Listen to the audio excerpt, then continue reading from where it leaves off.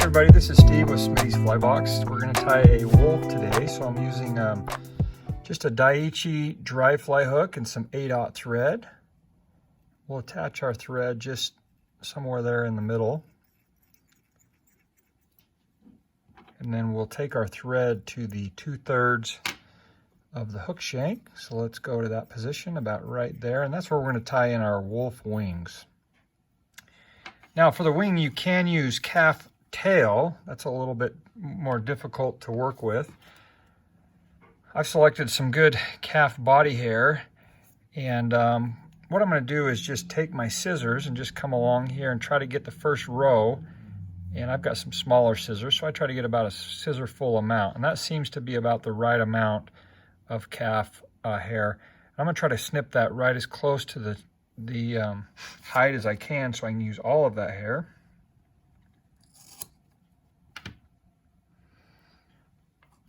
Like that. Now let's just clean it out. So let's just hold it by the tips and get rid of all that fluff and the small pieces, small clip pieces. So just really clean that out really well. Then we can stack it. Okay, let's clean out the other end like that. And then we're going to put it in our stacker right here. I've got a nice brass stacker that's pretty heavy duty that'll handle this. So we'll just tap that on our table.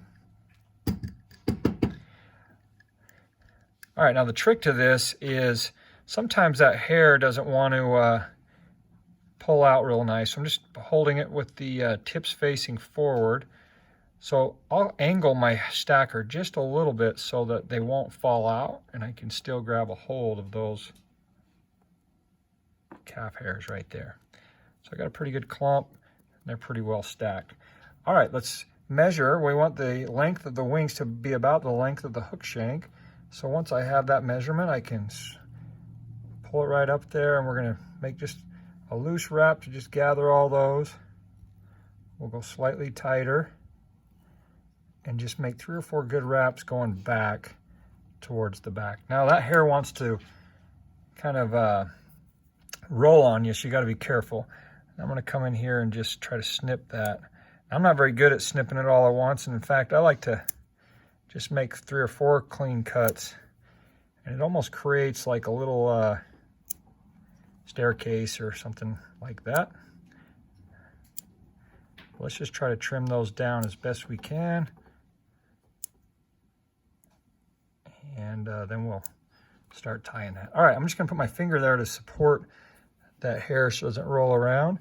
And now let's just make a bunch of wraps down that little staircase, and it creates a nice little taper. And we can secure that hair in there. We're also building a little tapered underbody for our body of the fly. All right, let's get that hair standing straight up. So let's pull it straight back. Got a few small ones under there. And let's make a bunch of turns right underneath the hair. Like that. And just build a taper like so. Now it's going to look kind of Comparadun style now. I'm going to just trim off any little strays that bother me. Okay, now what we're going to do is part those wings. So let's just find the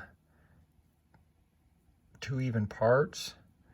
I'm just going to grab from the far side, and then I can bring my thread from behind and make 1 diagonal wrap there, and it just begins to split that hair. Let's grab the front clump, and we'll figure eight it back. We'll figure eight it back like that. That begins to separate the wings. All right, now what I'm going to do is to gather that hair together. I'm going to take my thread to the far wing, or I'm going to make clockwise wraps around the base, and that'll just gather up that hair like that. So this near wing, I'm going to grab it and kind of come loose and bring it around so it doesn't slip off. Okay, now once we've got that, make couple more figure eights. And then we've got the wolf wings. A couple stray ones that didn't quite make it. I'm going to just trim that one off. And that one makes it pretty clean. All right, now we can just continue tying the fly around the wing. So let's take our thread back to about halfway at the end of that little taper, and that's where we're going to start with our tail. So for the moose hair, I don't need a whole lot. I'm just going to use maybe a little section of about 10 of those, that moose hair like that, and we'll stack that up. So I really like moose on these bigger dry flies because I think it really helps the fly sit up there and float pretty good, and it's really easy to work with and tie in. All right, so I want the tail to be about the length of the hook shank, so I want to measure that, and once I have that measurement, switch it to my left hand, and I'm not going to trim it right there. I'm going to go just slightly ahead because then I've got these little butts that I can tie in. And I'm going to use that to kind of fill in this space so we have this nice taper like that. So let's just, and it gives me a little bit to tie in. So we'll just carefully roll that up on top. Let's make a few good turns. Hold on to your tail as you tie it down to the back, directly above the barb of the hook, right in there. And let's make a few more turns just to tie everything down, make a little thread base. All right, so now we've got a pretty good clean underbody as we're working. Start with our dubbing. So on your boxes, I've sent some purple and some tan just for a couple different color combinations that you can use.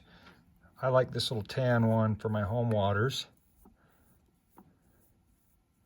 Just looks a little more natural to me and has a good look to it. So I've just dubbed up an inch or so of that thread, and I'm just going to try to make a tapered body, get a little bit thicker as I go, and kind of follow that taper that I've already created. Okay, about to right there. And now I'm ready for the hackle. So I've already selected some whiting saddle. This is in grizzly. It's about the right size. The length of the barbs are about the length of the hook gap. And I'm just going to take this hackle and let's strip away some of that stem. Just so I have something good to tie in. I'm going to tie it in with the top of the feather facing me, like that. And we can come in here and secure that in behind the wing. And then we'll advance our thread in front of the wing. And now we can wrap our hackle. So we'll go over the top away from us. And let's make 3 or 4 good turns behind the wing. And then we'll come just in front of the wing.